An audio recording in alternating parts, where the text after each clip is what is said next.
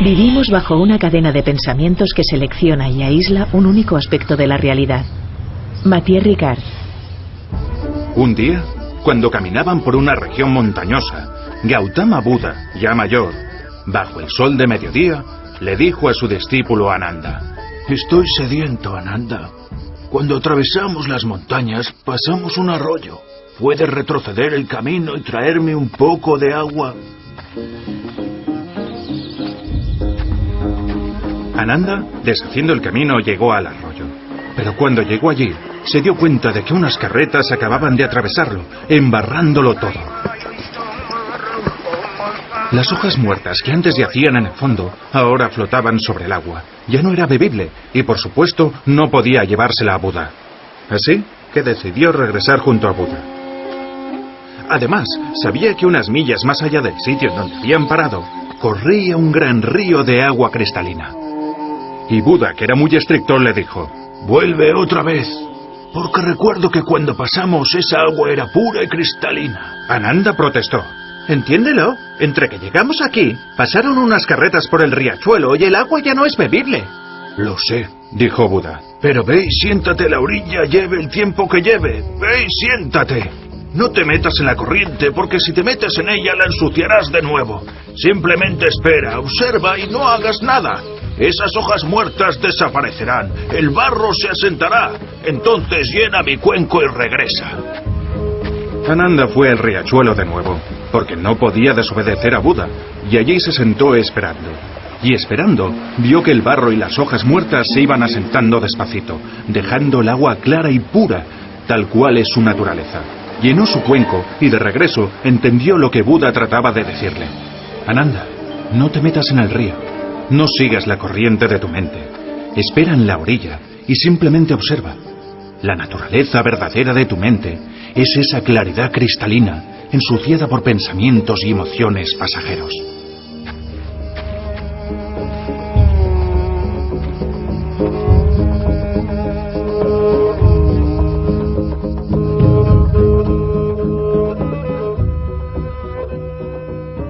Hoy Redes se acerca al estudio de la compasión desde el lado de la ciencia, por una parte, y desde el lado de la contemplación tan ejercitada por los budistas, por los monjes budistas que llevan siglos utilizando esta técnica de la meditación.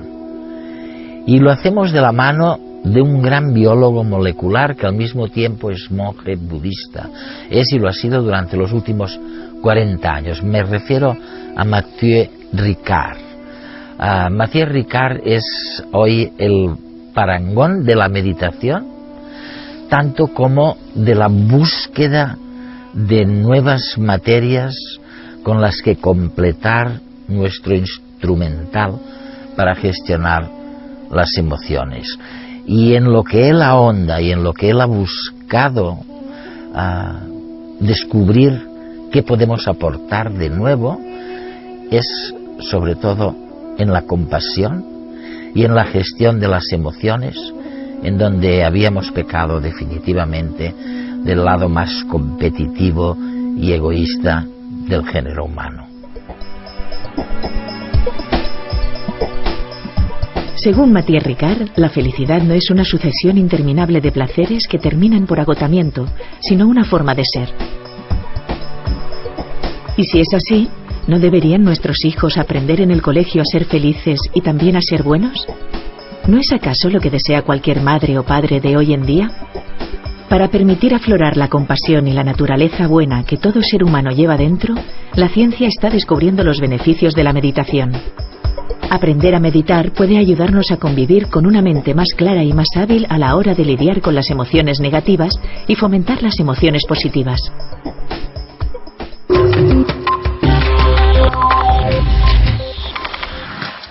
Ricard Mathieu Ricard. Nos encontramos hace varios años. Bueno, tal vez no fuera el principio, pero casi, de este encuentro.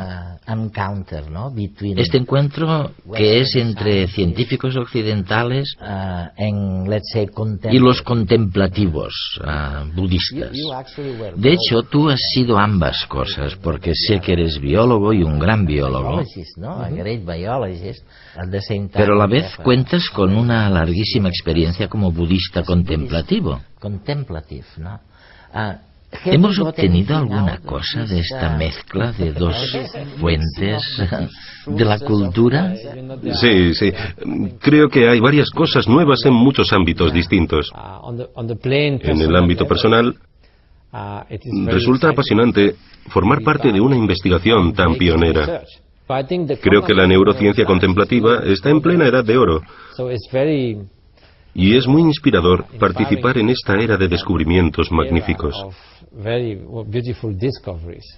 Además, desde la perspectiva budista, la idea es contribuir con algo a la sociedad. Si pudiéramos ayudar a lograr que las personas encontraran más equilibrio emocional, forjaran una sociedad más compasiva y fueran más felices y más altruistas, sería estupendo. Por ejemplo, el año pasado empezamos a estudiar varios aspectos del amor altruista, de la empatía, la compasión con objeto y sin objeto, de una manera muy detallada, relacionándolo todo con los fenómenos cerebrales. Queremos saber cómo se pasa de la benevolencia a la empatía, a identificarse con el que sufre, y luego la compasión, que es el deseo de que los demás dejen de sufrir, y de buscar un remedio para el sufrimiento y su causa. ¿Cuál es el proceso? ¿Cómo funciona? ¿Cómo se relaciona con el cerebro? ¿Hay que sentir el sufrimiento del otro para sentir compasión o no? ¿Basta con el amor altruista? Todas estas cosas se pueden estudiar desde la perspectiva de la meditación y de la neurociencia, y se pueden aunar ambas. Así que es maravilloso. La neurociencia sorprendió a todo el mundo hace unos años cuando declaró a Mathieu Ricard el hombre más feliz del mundo. Francés, doctor en bioquímica, trabajó en el Instituto Pasteur con el premio Nobel Jacques Monod y luego se reconvirtió en monje budista. Ricard y otros meditadores de larga experiencia fueron sometidos a un exhaustivo experimento con escáneres cerebrales para medir las consecuencias de un tipo de meditación concreto en el que se genera un estado de amor y compasión pura, no enfocada hacia nada ni nadie en particular.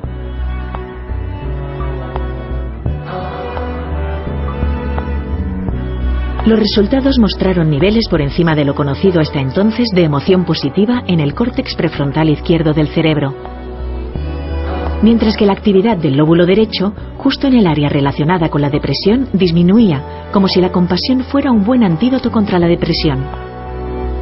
Y también disminuía la actividad de la amígdala, relacionada con el miedo y la ira.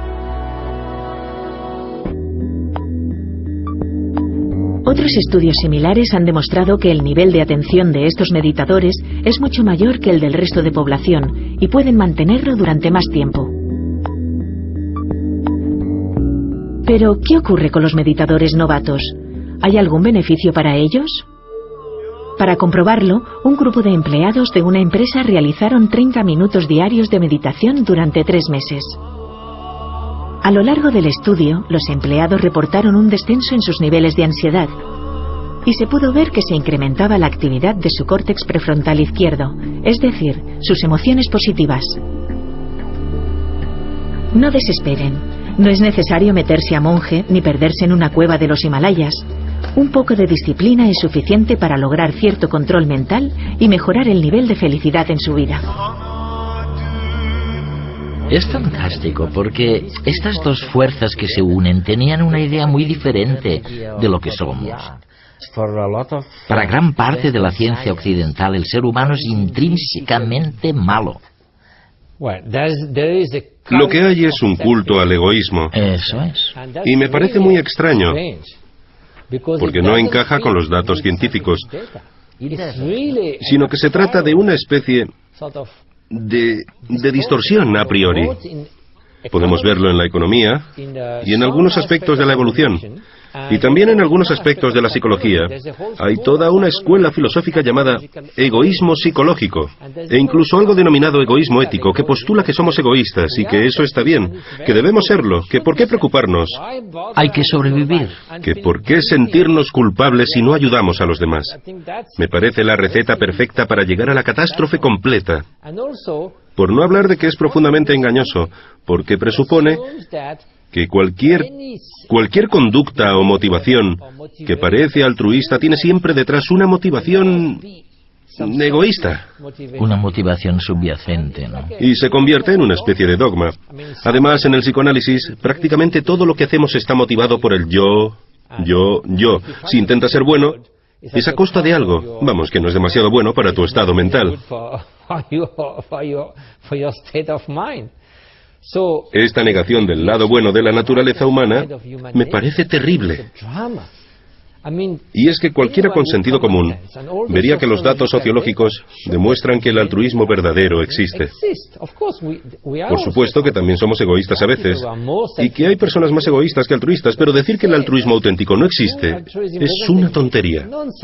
Y sin embargo, muchos biólogos amigos míos han mantenido durante muchísimos años que no querían ni oír hablar del altruismo. No, pero mira los datos. Por ejemplo, las personas que rescataron familias en épocas de opresión, como con los judíos durante la ocupación nazi, hubo familias que intentaron protegerlos, que los escondieron en su casa.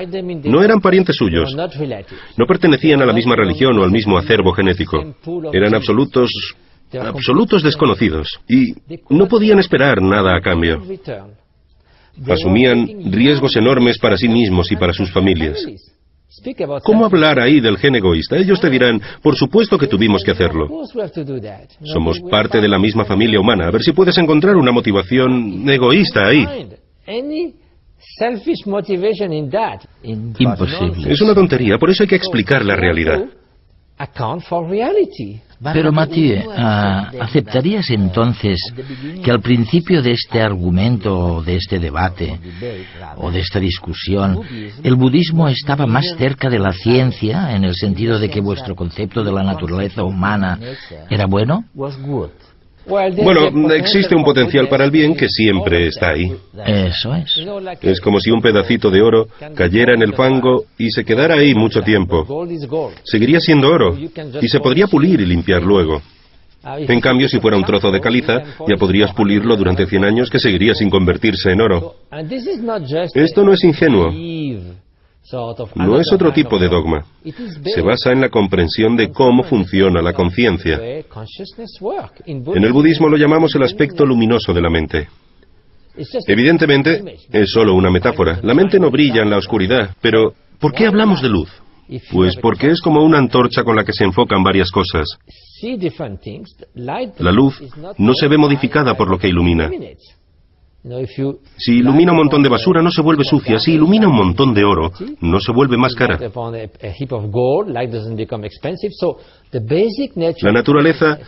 La naturaleza básica de la conciencia permite muchos contenidos distintos: el odio, el amor, los celos, el júbilo, todo. Pero la conciencia es la misma. Son conceptos mentales que se deben a muchas causas y condiciones, pero la naturaleza fundamental de la conciencia no está determinada.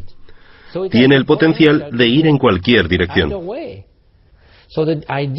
La idea es que, incluso de un modo experimental, si miramos la mente, la conciencia básica está detrás de cada pensamiento, de cada emoción. Siempre está ahí, y no está condicionada. Somos conscientes, y eso permite la transformación de la mente.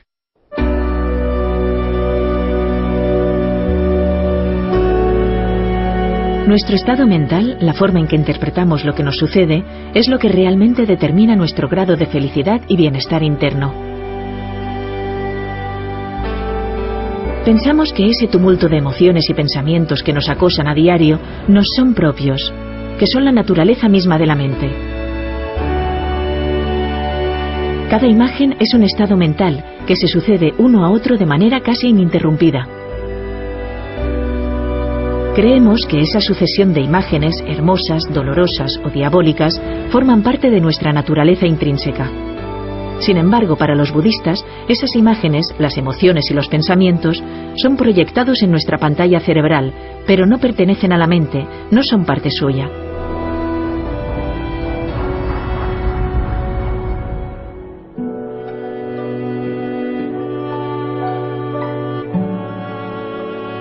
Los meditadores son capaces de percibir y enfocar su atención en lo que hay detrás del flujo continuo de pensamiento, es decir, a la claridad de la pantalla. A esto lo denominan el aspecto luminoso de la mente o conciencia pura, en donde yace la capacidad de conocer. Subestimamos la capacidad que tenemos de transformar nuestra mente. Sin embargo, entrenarnos en fijar nuestra atención en dicha claridad nos ayuda a lograr un estado de ecuanimidad o imparcialidad interna que evita que nuestras emociones y pensamientos nos arrasen. Si conseguimos modificar nuestra mente, podemos cambiar nuestro mundo interior. Una tarea más fácil y más a nuestro alcance que el cambiar las circunstancias externas del mundo en que vivimos. Has estado contemplando como budista y como científico, que has sido siempre, durante más de 20 años, ¿no? ¿En el Tíbet? 40 años, sí. 40 años, sí. Increíble. Tras 40 años, ¿cuáles crees que son las cosas de las que nosotros, en el resto del mundo, nos podemos beneficiar más según tu investigación y tu experiencia concreta?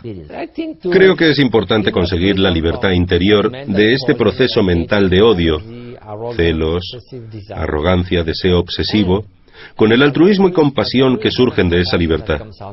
Me parece que esto es lo que la humanidad necesita por encima de todo. Necesitamos una sociedad más compasiva. Ahora somos interdependientes, así que, si no cooperamos, todos seremos perdedores. ¿Y a qué nos referimos por sociedad compasiva? Nos referimos a una en la que tengamos consideración por los demás. Nos preocupemos por el prójimo. Mira la economía. Todos estos escándalos y crisis son producto del exceso de codicia, de personas a las que no les importa realmente los ahorros que manipulan. ¿Por qué disminuye la calidad de vida?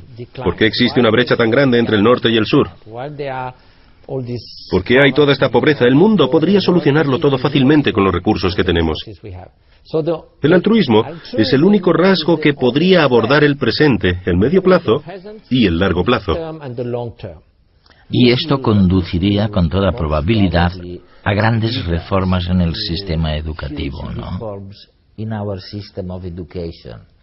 Bueno, tiene que hacerlo, sí. No tengo hijos, aunque sí participo en 40 proyectos humanitarios con 15.000 niños para los que construimos escuelas. Así que cuento con cierta experiencia tratando con niños. ¿Y qué esperamos cuando educamos a los niños? Convertirlos en seres humanos buenos, personas que sean felices en la vida, que no estén deprimidas y se suiciden. ¿Acaso basta con desarrollar su inteligencia y llenarles la cabeza de información sin desarrollar ninguna cualidad humana? Queremos personas buenas y equilibradas. Pero la educación parece estar interesada en cualquier cosa, salvo eso. Por tanto, hay algo que claramente falta. Lo que está sugiriendo es que probablemente no deberíamos preocuparnos tanto de los contenidos académicos y sí un poco más de las cualidades humanas necesarias para ser felices. Por supuesto. Solamente estamos cultivando herramientas. La inteligencia es una herramienta, la información es una herramienta. Y una herramienta se puede utilizar de un modo constructivo, de un modo destructivo, o se puede desaprovechar. Se puede usar un martillo para construir una casa, para destruirla, o bien se puede desperdiciar el martillo dejándolo en un cajón y no utilizándolo nunca. Así que una herramienta por sí misma, sin una intención, sin una actitud, sin un valor, no es absolutamente nada.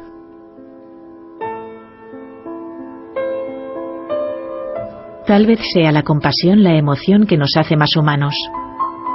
No podemos experimentar compasión por nosotros mismos como seres aislados, sino que ésta surge en relación con el otro. Nuestra individualidad, de algún modo, se suaviza al entrar en relación con el dolor y la necesidad de los demás, promoviendo en nuestro interior el deseo de ayudarlos. La filosofía budista considera que la naturaleza real del hombre es compasiva, y parte de su entrenamiento mental está dirigido a fomentar esa compleja emoción. Durante el entrenamiento, la parte emocional que nos conmueve y abruma, cuando por vez primera observamos el dolor ajeno, deja paso con el tiempo a una compasión más sosegada, aunque igualmente profunda. Un punto de vista bien distinto del de Occidente, donde tradicionalmente nos hemos reconocido especiales y distintos al resto de la naturaleza. Al comienzo, la idea de la supervivencia del más apto fue llevada a extremos por algunos filósofos del siglo XIX, como Herbert Spencer, quien declaró: «Al débil y al estúpido de la raza se le ha de dejar morir, de modo que el fuerte pueda sobrevivir y la raza humana en su conjunto progresar hacia mayores perfecciones».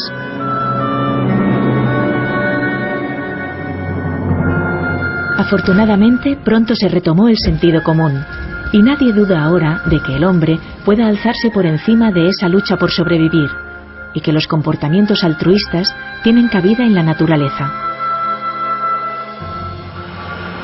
Gracias a los avances científicos vivimos más y en mejores condiciones, a pesar de que algunas aplicaciones de la ciencia hayan tenido fines menos nobles. El estudio de las emociones positivas como la compasión es muy reciente y cada día va en aumento. Tal vez sea hora de dar una vuelta más de tuerca e incorporar la compasión no solo como objeto de estudio, sino como la conciencia de la ciencia que vele por el bien común en todas sus aplicaciones.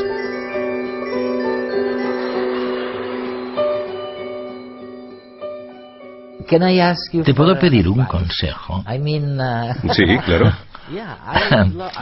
Sé que uno de los grandes descubrimientos de la contemplación, del budismo, ha sido justamente perfeccionar la atención, la primera fase del conocimiento, por así decirlo,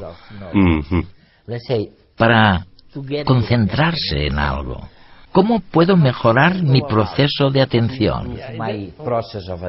Es cierto, porque incluso si uno quiere cultivar el altruismo, con la mente siempre distraída, no podrá cultivar nada. La mente se dispersa aquí y allá. Incluso si estamos sentados, nuestra mente puede ser como la de un mono inquieto. Un mono inquieto que va de un lado a otro. Las neuronas se ponen a hablar entre sí, a cotillear. Eso es. Y en realidad necesitamos una mente un poco más calmada, con más claridad y más estabilidad. Si no es así, no podremos hacer nada. En caso contrario, es como si tuviéramos un martillo, pero nos temblara la mano todo el rato. Por eso es necesario, de alguna manera, utilizar un objeto de concentración para estabilizar la mente. Te puedes concentrar en cualquier cosa. Un objeto, una flor, una imagen mental. Pero resulta bastante útil concentrarse en la respiración. ¿Por qué? Pues imagina que te dijera que te concentraras en una luz roja centelleante. Podrías quedarte mirándola, pero tu mente seguiría deambulando. Mientras que, si te concentras en la respiración, no puedes verla. Es muy sutil. Y si dejas de concentrarte, es como si lo perdieras. Así que fácilmente puedes ver si te distraes o no. Ya veo. Con la respiración solamente ves la sensación. Cuando respiras por la nariz tienes una ligera sensación en los orificios nasales. Y se trata de quedarse sentado tranquilamente, pensar en respirar por la nariz y luego notar la sensación del aire que sale y entra. Así. Unas 21 veces, o unos 10 minutos. Hacerlo permite calmar la mente. Muchas personas te dirán: no, yo no valgo para eso. Tras 3 minutos mi mente está completamente distraída. Es normal, no es culpa de la meditación, es porque la mente no está entrenada. Y si no perseveras, nunca aprenderás nada. Así que, en lugar de tener remordimientos o sentirte culpable con ideas como yo no valgo para esto, o cosas así, que al final no dejan de ser más distracción, en cuanto descubras que te has distraído, no pasa nada. Tienes que volver a la respiración. Luego, si lo haces durante un rato y lo repites regularmente, verás que la mente se calma, se vuelve más clara y que puedes utilizar esta mente un poco más flexible para cultivar el altruismo, la compasión o lo que quieras. Con la meditación o sin ella, vamos a tener que aprender aquellas materias o habilidades nuevas que no nos han prodigado los sistemas educativos hasta ahora, que son absolutamente necesarias para tener una visión un poco más correcta, menos egoísta, más compasiva del mundo y de nuestras relaciones humanas.